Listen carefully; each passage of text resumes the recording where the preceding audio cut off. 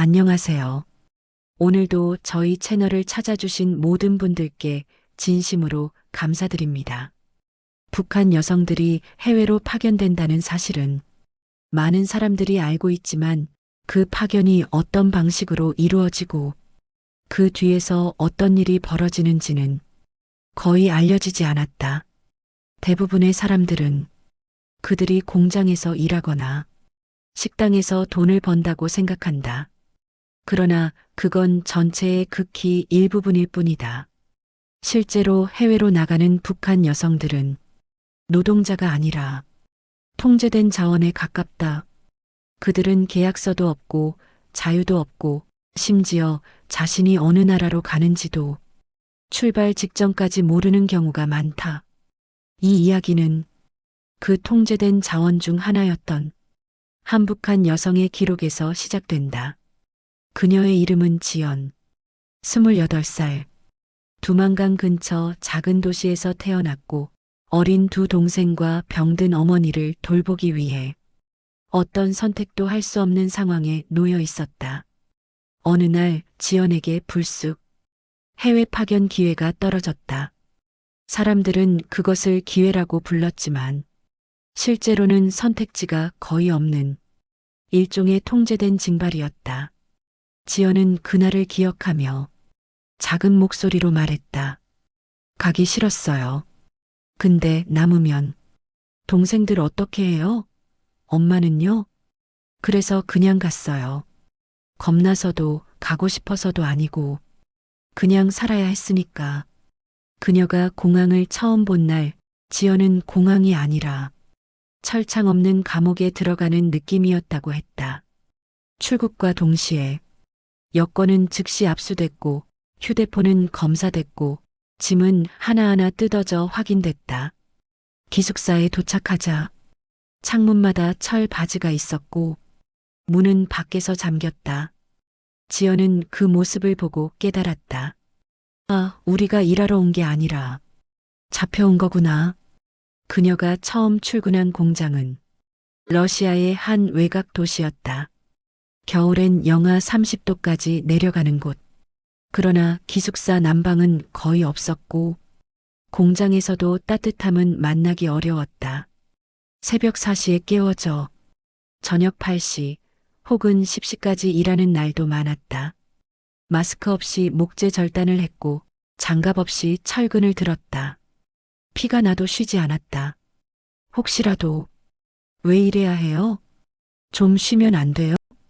이런 말을 내뱉는다면 그녀들에게 돌아오는 건 설명이 아니라 기억하라는 경고뿐이었다. 기억해야 할 것은 규칙이 아니었다. 겁내야 할 대상이었다. 지연은 탈북민이 아니었다. 그녀는 그저 살기 위해 해외에 나간 노동자였다. 하지만 그곳에서 그녀는 매일 탈북자와 같은 공포 속에서 살았다. 외부와의 연락은 금지, 한국말 사용 금지, 야간 외출 금지, 몰래 브로커를 만나도 금지. 기숙사 CCTV는 끊임없이 돌아갔다. 지연은 말했다. 우리가 숨 쉬는 것도 승인받아야 하는 것 같았어요. 그러나 이 이야기는 지연 한 명의 기록이 아니다. 수천 명의 북한 여성들이 지금 이 순간에도 중국, 러시아, 동남아 곳곳에서 여건 없이, 임금 없이, 자유 없이 그와 비슷한 하루를 살아내고 있다. 그들은 생각보다 멀리 있지 않다. 우리 곁에 있지만 우리가 모르는 곳에서 조용히 사라지고 일하고 버티고 있다. 이제 그녀들의 하루를 열어본다.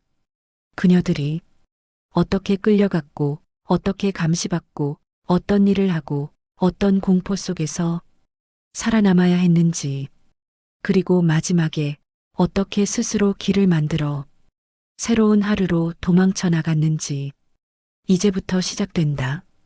북한 여성 해외 파견 노동이 숨겨진 진짜 이야기.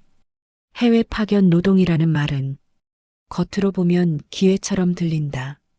북한 정부가 파견하고 외화를 벌어들이고 노동자가 임금을 받는 구조라고 말한다. 그러나 실제 내부에서는 이것은 선택이 아니라 반강제 징발에 가깝다. 북한 여성들이 해외에 나가는 순간부터 그들은 더 이상 사람이 아니라 수출되는 노동 자원이 된다. 그리고 그 자원은 되돌리기 어려운 방식으로 사용된다. 예고 없이 떨어지는 파견 통지서. 지연이 해외 파견 대상자 명단에 자신의 이름을 본 날, 그녀는 자신이 왜 뽑혔는지조차 몰랐다. 어떤 특별한 능력이 있어서도 아니었고, 원해서 신청한 것도 아니었다. 그저 어느 날, 책상 위에 쪽지처럼 올려져 있었다. 지연 동무, 해외 파견 노동 대상자로 선발됨. 가만 보면 선발이라 쓰여 있었지만 그 속뜻은 거부할 수 없다는 경고였다. 지연은 말했다. 못 간다고 하면요? 그건 그냥 문제 만드는 거예요. 누가 그런 말을 하겠어요. 북한에서 문제란 주의 경고의 수준이 아니라 사회적 낙인과 감시 강화, 심하면 가족에게까지 불똥이 튀는 의미다. 그래서 파견 대상자가 된 순간 그 누구도 거절이라는 선택을 입 밖으로 꺼내지 못한다. 선발 기준이라는 말의 이면. 사람들은 이렇게 생각한다. 해외 나갈 사람을 북한이 엄격하게 고르겠지. 하지만 실제 기준은 단순하다. 돈을 바칠 수 있는가? 공장 기관에 눈밖에 나지 않았는가? 당 간부에게 줄 뇌물이 있는가? 충성 문제로 의심받지 않는가? 가난해서라도 말을 잘 듣는가? 능력보다 수능성이 더 중요했다. 지연이 뽑힌 이유는 아무 문제도 없는 평범한 여성이라서였다. 가난했고 가족이 많았고 동생과 어머니를 먹여 살려야 했다. 이런 사람은 반항할 힘도 선택권도 없다. 3장 파견 전 사상 검열 자유를 제거하는 시간. 출국 전 몇 주 동안 파견 여성들은 한 곳에 모여 교육이라는 이름의 통제를 받는다. 내용은 단순하다. 당이 시키는 대로 하라. 지령을 어기면 가족도 처벌받는다. 탈출은 절대 할 수 없다. 외부인과 말을 섞지 말라.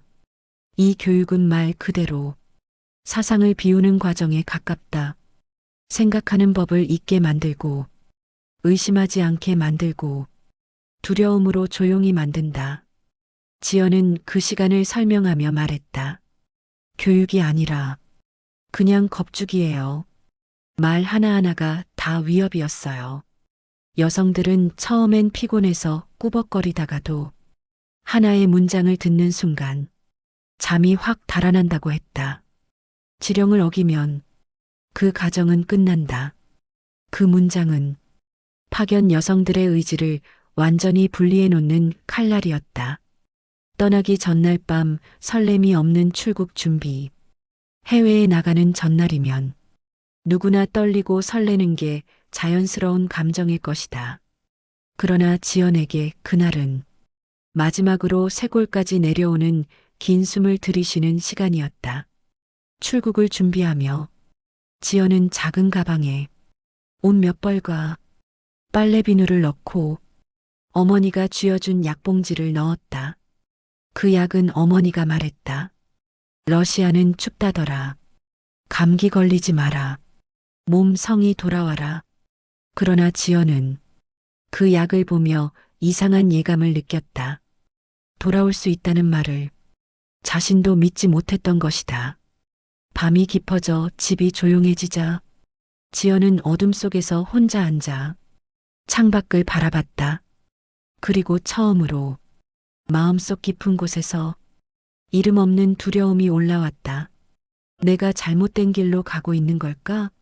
하지만 그 질문에 대한 답은 남겨진 가족의 얼굴이 대신했다. 떠나야만 했다. 공항으로 향하는 버스 자유가 아닌 통제의 시작. 출국 당일, 지연은 새벽에 한 줄로 정렬되어 버스에 오르게 됐다. 창문에는 외부가 보이지 않게 커튼이 쳐져 있었고 누군가 천천히 다가오며 여성들의 여권을 걷어갔다. 그 순간 지연은 깨달았다. 아, 지금부터는 우리가 결정할 수 있는 건 없구나. 버스 안은 적막했다. 누군가 울고 있기도 했지만 소리를 내지 않으려고 입술을 꽉 깨물고 있었다. 공항에 도착하자 보이부 요원들이 일일이 사람들의 가방을 열어 혹시라도 몰래 숨겨온 기록이 없는지 살폈다. 편지, 사진, 수첩, 심지어 어머니가 넣어준 약도 하나하나 확인됐다. 지연은 말했다. 그때부터 알았어요. 우리가 파견이 아니라 수송되는 거라는 걸. 그녀가 비행기 탑승구를 지날 때 비행기는 자유가 있는 나라로 향했지만 그녀는 자유와 정반대 방향으로 끌려 들어가고 있었다. 비행기 문이 열리던 순간 지연은 차가운 바람보다 먼저 몸 안쪽에서 이상한 감각이 밀려오는 걸 느꼈다.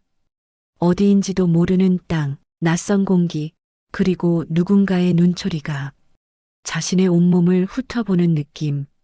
지연은 말했다. 비행기에서 내렸는데 살았다. 그게 아니라 이제부터 시작이구나. 그 생각만 났어요.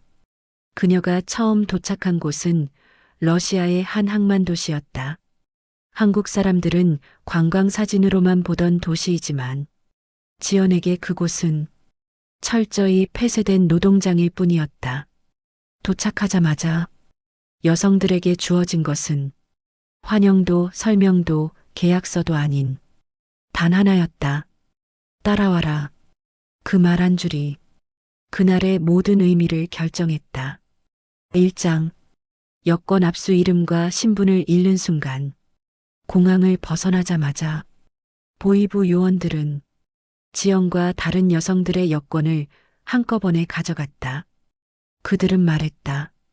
여권은 기관에서 보관한다. 필요 없으니 맡겨두면 된다. 그러나 그 말이 의미하는 건 한 가지였다. 너희는 도망칠 수 없다. 지연은 그 순간을 떠올리며 말했다. 그때는 몰랐어요. 여권이 없으면 사람이 아니에요. 그냥 쓰고 버릴 수 있는 노동자예요. 여권은 다시는 돌아오지 않았다. 2장. 기숙사 창문엔 철 바즈, 문은 밖에서 잠겼다. 기숙사라 불렀지만 사실상 숙박형 작업장이었다. 철 바즈가 박힌 창문, 낡고 습기가 찬 방, 한 방에 610명이 눕는 좁은 침대. 문은 밖에서 잠그는 방식이었다. 안에서 잠글 수 없고 밖에서만 잠금 해제가 가능했다. 지연은 말했다. 우리 방은 기숙사가 아니라 철창 없는 수용소 같았어요. 취사도 허락되지 않았다. 냄새가 새어나가면 밖에서 무슨 일이 있는지 감지될 수 있기 때문이다. 청소와 정리는 노동이 끝난 뒤에도 이어졌다. 감시자가 방을 갑자기 들이닥칠 수 있었기 때문이다. 3장. 하루 노동 1218시간 쉬면 혼나고 아프면 버려진다. 파견 여성들의 노동 강도는 상상이 아니라 실제 매일 반복되는 현실이었다. 하루 12시간은 기본, 바쁠 때는 16시간에서 18시간까지 이어졌다. 지연의 첫날 일과는 이랬다. 새벽 4시 기상, 5시 출근, 12시간 이상 작업, 기숙사 귀환 후 단체 점검, 취침은 밤 11시 전후. 일하는 동안 손이 베이거나 피가 나거나 체력이 바닥나도 쉴 수 없었다. 아프다고 하면요? 그냥 참아라 그 말밖에 없어요. 정말 아프면 그냥 다른 사람으로 바꿔요. 기계처럼 대체되는 시스템. 사람이 아프면 배려가 아니라 비용 손실로 계산되는 구조였다. 4장. 임금 착취 구조. 월급은 받지만 받을 수 없다. 파견 노동은 좋은 돈 벌 기회라고 알려져 있지만 실제 구조는 이렇다. 월급의 대부분은 기관이 가져간다.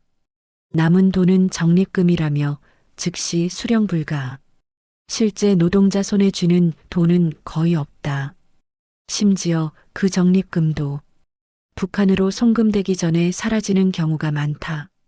지연은 말했다. 우리가 버는 돈은 우리 게 아니에요. 그냥 기관 돈이에요. 우리는 그냥 몸만 내놓을 뿐이에요. 파견 여성들은 자신이 얼마를 벌었는지조차 모른 채 매달 허기진 몸으로 같은 노동만 반복했다.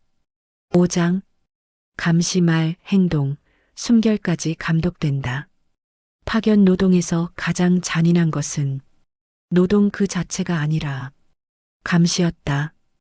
휴대폰 소지 금지, 외부인과 대화 금지, 한국말 사용 금지, 몰래 전화하면 즉시 보고, 회사 밖 단독 이동 금지, 기숙사 조기 점검, CCTV 상시 감시. 지연은 말한다. 숨 쉬는 것도 허락받아야 하는 기분이었어요. 정말로 어떤 여성은 기숙사 화장실에서 몰래 중국인 휴대폰을 빌려 집으로 전화를 걸다 들켰다. 그날 밤 그 여성은 어디론가 끌려갔고 다음 날 그녀의 침대는 비어 있었다. 아무도 그녀가 어떻게 되었는지 물어보지 않았다. 물어보면 자기까지 위험해지기 때문이다. 6장 근로자라는 이름 뒤에 감춰진 단어 통제. 지연은 어느 날 가만히 일하다가 깨달았다. 우리는 일을 하는 게 아니라 잡혀서 일하는 거구나.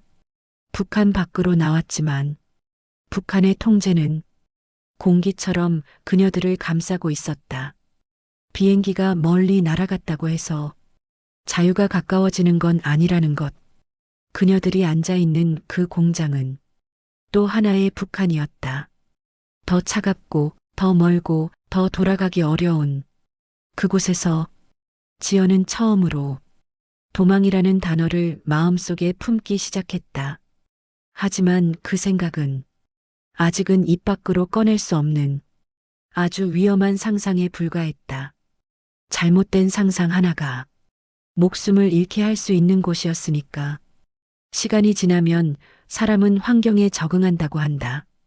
하지만 지연이 마주한 환경은 적응할수록 더 무서운 곳이었다. 처음엔 낯설어서 무섭고 그 다음엔 너무 익숙해져서 더 무서웠다.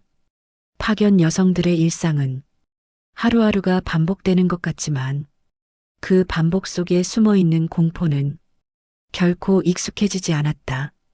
1장 말하지 않기 침묵이 생존의 기본 규칙. 파견 여성들 사이에는 누가 먼저 말하지 않아도 공통된 규칙이 있었다. 말하지 않는다. 묻지 않는다. 표정도 함부로 만들지 않는다.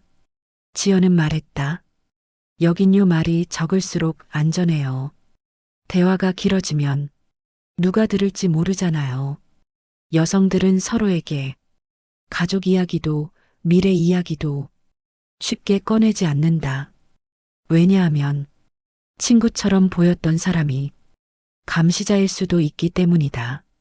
어떤 파견 여성은 기숙사 동료에게 힘든 이야기를 털어놓았다가 그날 밤 조사실로 끌려갔다. 그리고 다음 날 그녀는 기숙사에서 사라졌다. 다른 여성들은 그 이유를 묻지 않았다. 물어보면 자신까지 위험해지기 때문이다. 침묵은 그들이 배운 첫 번째 언어였다. 2장 해외에서 만나는 또 다른 북한 내부 감시자들. 파견 여성들 사이에는 항상 내부 감시자가 섞여 있다. 그들은 파견 노동자처럼 행동하지만 실제로는 노동자들의 말, 행동, 인간관계를 보위부에 보고하는 역할을 맡는다. 지연은 어느 날 한 동료가 너무 밝게 웃는 것을 보고 이상함을 느낀 적이 있다. 그녀는 말했다. 그 사람은 항상 물어봤어요. 누구랑 친해? 우리 조는 누구랑 말해? 집에서는 뭐 했어? 그리고 며칠 뒤 그 동료와 친하게 지내던 여성이 조사실로 불려갔다. 그날 이후 지연은 확신했다. 여기에도 북한이 그대로 따라왔구나. 해외 공장 안에서도 북한의 시스템은 그대로 살아 있었다. 3장. 추위와 배고픔 공포보다 먼저 찾아오는 현실. 러시아 겨울은 북한보다 더 차갑고 더 깊다. 영하 30도 아래로 떨어지는 날이면 기숙사 창틀은 얼어붙고 침대 위에서도 김이 난다. 지연은 담요 2개를 덮고 양말을 3겹씩 신었지만 밤마다 손발이 얼어붙는 고통을 견뎌야 했다. 더 무서운 건 추위보다 배고픔이었다. 오늘 일한 만큼의 식사를 주지 않았고 식사는 늘 부족했다. 식사는 다음과 같았다. 묽은 수프, 건더기 없는 양배추, 딱딱한 빵, 기름기 거의 없는 감자 몇 조각. 지연은 말했다. 먹어도 먹은 것 같지가 않아요. 손이 떨리고 일하다가 어지러워요. 영양실조는 흔했고 어떤 여성은 허리 통증을 호소하다 기계 앞에서 쓰러졌다. 그러나 그 여성은 일 못한다는 이유로 다른 여성으로 대체됐다. 한밤중에 기숙사로 돌아와 지연은 조용히 중얼거렸다. 이러다 죽겠다. 그 말은 누구에게도 들려주지 못한 그녀 안의 가장 솔직한 절규였다. 4장. 동료의 탈출 시도 공포가 직접 눈앞에 떨어진 날. 지연이 파견된 지 5개월쯤 됐을 때 함께 일하던 한 여성이 몰래 탈출을 시도했다. 그 여성은 브로커와 접선해 새벽에 기숙사 창문을 빠져나가려 했다. 하지만 계획은 들켰고 그날 밤 기숙사 관리자가 여성들을 모두 집합시켰다. 지연은 그때를 이렇게 설명했다. 그 사람을 어디론가 끌고 갔어요. 발자국 소리가 아직도 귀에 들려요. 다음 날 그 여성의 침대는 비어 있었다. 그 이후 기숙사 분위기는 완전히 달라졌다. 누구도 웃지 않았다. 누구도 눈이 마주치지 않았다. 모두 고개를 숙인 채 자신의 급여도 자유도 존엄도 모두 잠시 봉인한 채 하루를 버텼다. 지연은 탈출 시도가 실패한 그날 이후 도망이라는 단어가 더 무겁게 느껴졌다고 했다. 5장. 언젠가 나도 사라질 수 있다는 공포. 지연은 매일 밤 침대에 누워 천장을 바라보며 생각했다. 나도 언젠가 갑자기 없어지는 사람이 될 수 있겠구나. 그 공포는 단 한 번도 떠나지 않았다. 아침이 오면 눈을 뜬 것이 다행이었고 기숙사 점검을 무사히 지나면 그 하루가 감사했고 일하다 무너지지 않는 것이 그녀가 붙잡을 수 있는 작은 희망이었다. 어떤 날은 진심으로 이렇게 중얼거렸다. 살아서 오늘 하루 끝낸 게 기적이네. 그 말조차 귀에 들릴까봐 숨을 삼키듯 조용히 말했다. 지연의 하루는 노동이 아니라 매일 생존이었고 그 생존은 언제든 끊어질 수 있는 불안정한 실선 위에 놓여 있었다. 그러나 이 절망의 끝에서 지연은 조금씩 다른 마음을 품기 시작한다. 여기서 죽을 수는 없다. 어떻게든 빠져나가야 한다. 그 작은 동기가 지연의 운명을 바꾸는 첫 번째 흔들리는 불씨가 된다. 지연은 어느 날 깨달았다. 두려움에도 종류가 있다는 것을. 첫 번째는 이곳에서 죽을지 모른다는 두려움. 두 번째는 도망치다 잡혀 죽을지 모른다는 두려움. 그리고 세 번째, 가장 끔찍한 두려움은 이 삶이 영원히 계속될지도 모른다는 공포였다. 파견 노동에서 가장 무서운 것은 고통이 아니라 끝이 없다는 사실이었다. 그 무한 반복 속에서 지연의 마음속에는 아주 작은 균열이 생겨나기 시작했다. 이대로 살다 죽는 것보다 차라리 위험해도 한번 해보는 게 낫지 않을까? 그 작은 균열이 지연의 운명을 바꾸는 시작이었다. 1장. 보이부 요원의 실수, 이건 신이 준 기회일까? 어느 날 공장 관리자가 지연을 포함한 여성들을 불러 외부 작업을 시켰다. 기숙사 밖으로 나가는 건 매우 드문 일이었다.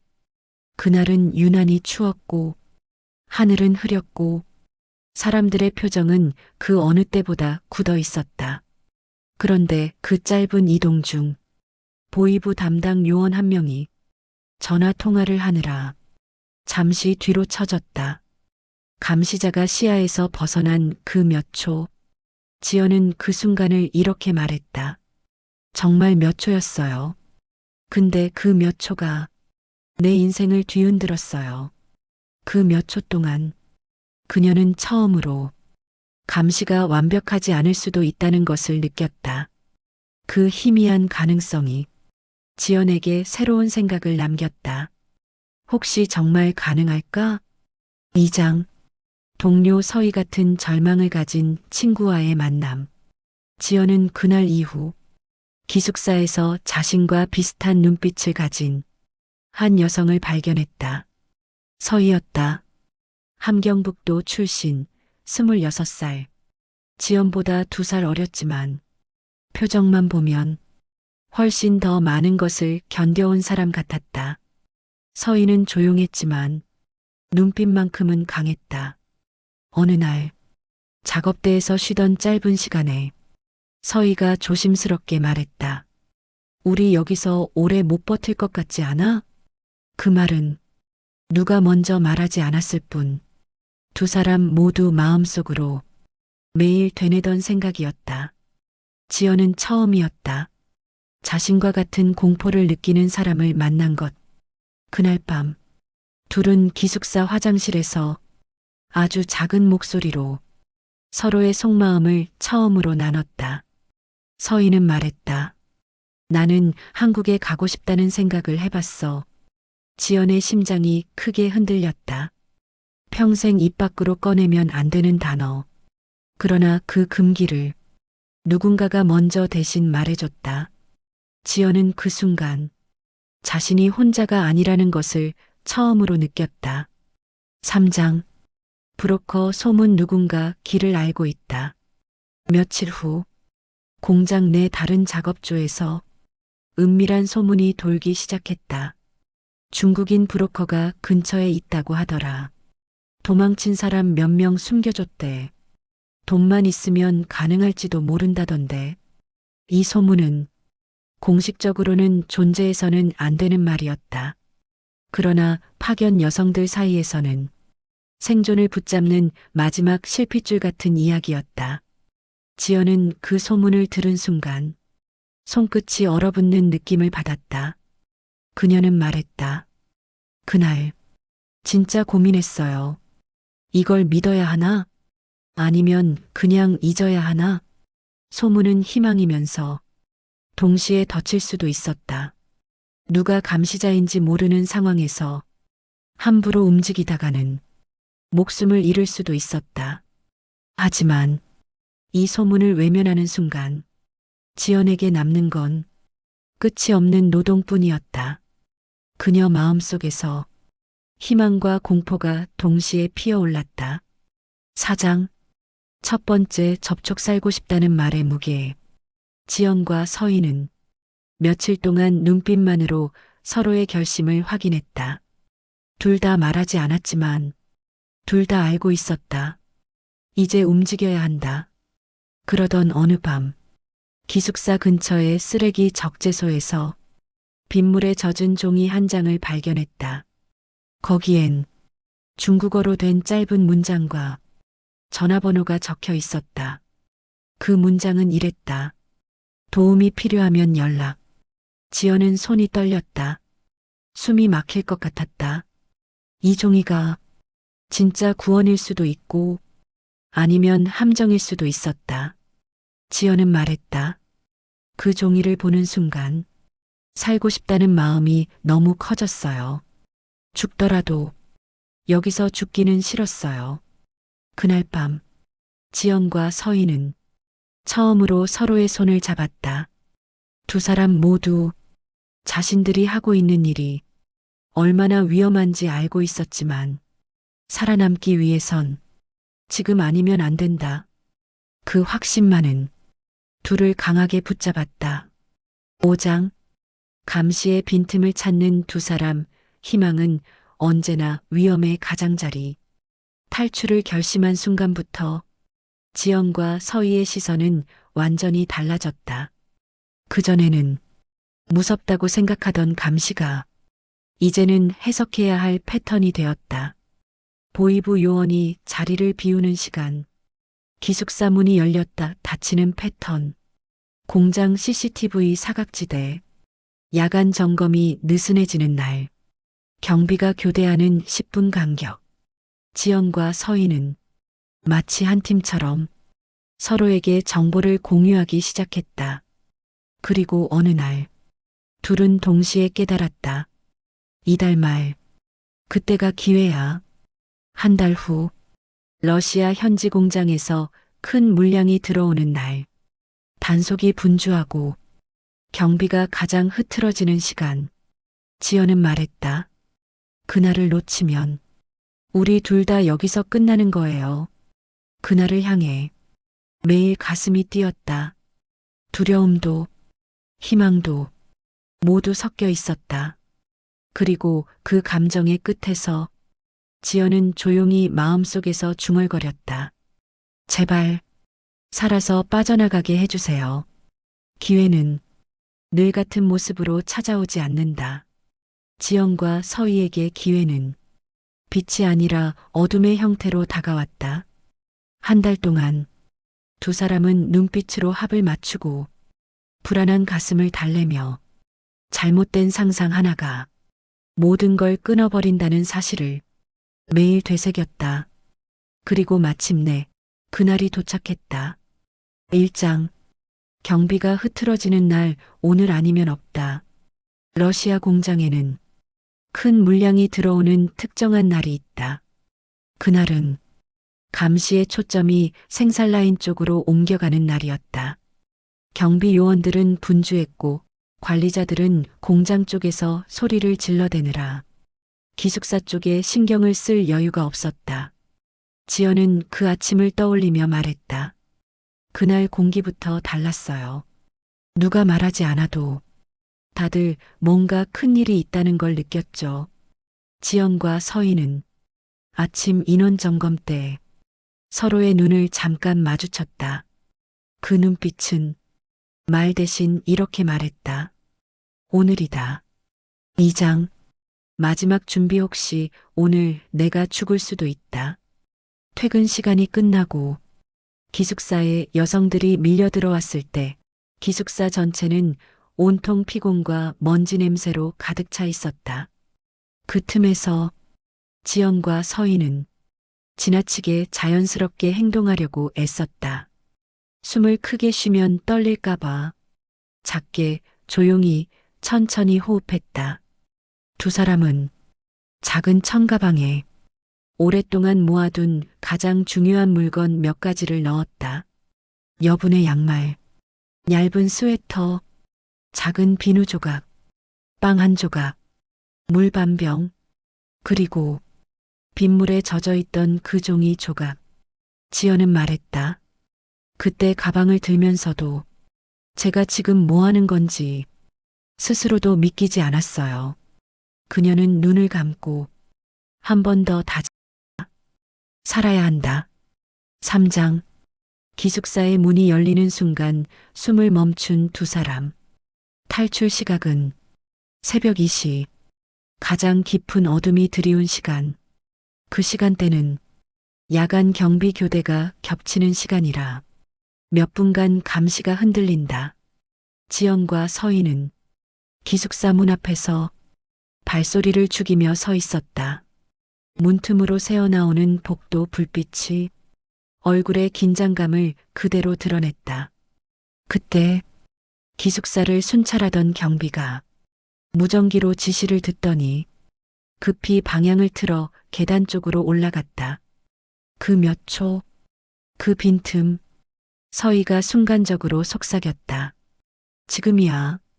문을 열었을 때 경비가 돌아보지 않는다는 보장은 없었다. 하지만 기회는 기다려주지 않는다는 걸 두 사람은 알고 있었다. 지연은 숨을 멈추고 차갑게 식은 문고리를 잡았다. 딸깍. 잠금 장치가 조용히 풀리는 소리가 심장을 치는 폭발음처럼 들렸다. 사장. 기숙사 밖으로 영하 20도, 들키면 끝나는 어둠 속 질주. 두 사람은 복도를 통과하면서 발걸음을 최대한 낮추었다. 문을 열고 바깥 공기를 마주하는 순간 얼어붙는 바람이 얼굴을 후려쳤다. 서희는 입을 꼭 다물었고 지연은 손을 부여잡으며 중얼거렸다. 살아야 해. 살아야 한다. 공장 주변은 어둠뿐이었다. 가로등 몇 개가 멀리서 깜빡이는 빛을 내고 있었지만 그 빛은 오히려 위험했다. 밝은 곳에서는 누군가에게 발견될 가능성이 높았기 때문이다. 지연과 서희는 그 빛을 피하며 보도가 아닌 공장 창고 뒤쪽의 눈더미를 따라 움직였다. 발이 빠지고 손이 얼어붙었지만 두 사람은 소리도 내지 않았다. 소리를 내면 모든 것이 끝나기 때문이었다. 지연은 말했다. 아무 소리도 안 냈어요. 단 한 번도 숨소리조차 아껴야 했어요. 그렇게 두 사람은 더 어두운 곳, 더 위험한 곳으로 침묵 속을 걷고 있었다. 5장. 브로커의 신호. 우린 이제 돌아갈 수 없다. 약속된 폐창고 근처에 도착하자 멀리서 희미한 손전등 불빛이 깜빡였다. 3번, 2번, 다시 3번. 브로커가 정한 신호였다. 지연은 순간 다리에 힘이 풀릴 뻔했다. 진짜 온 거야? 정말 우리를 데리러? 그러나 동시에 그녀의 머릿속에는 무서운 생각도 스쳤다. 혹시 이게 덧치면? 그 순간 서희가 지연의 손을 꽉 잡았다. 지연아, 우리 여기까지 왔잖아. 이제 돌아갈 길 없어. 지연은 그 말이 자신의 심장에 박히는 못처럼 느껴졌지만 동시에 희망이 뛰는 소리도 들렸다. 두 사람은 조심스럽게 신호가 나온 방향으로 향했다. 거기에는 후드티를 눌러 쓴 브로커가 긴장한 표정으로 서 있었다. 브로커가 말했다. 빨리 와. 시간 없어. 그 한마디는 지연과 서희가 평생 잊지 못할 가장 무서운 말이자 가장 감사한 말이었다. 그 순간 두 사람은 알았다. 우리는 이제 돌아갈 수 없다. 살아서 앞으로만 가야 한다. 이야기 즐거우셨다면 구독, 좋아요, 댓글 부탁드립니다. 감사합니다. 행복하세요.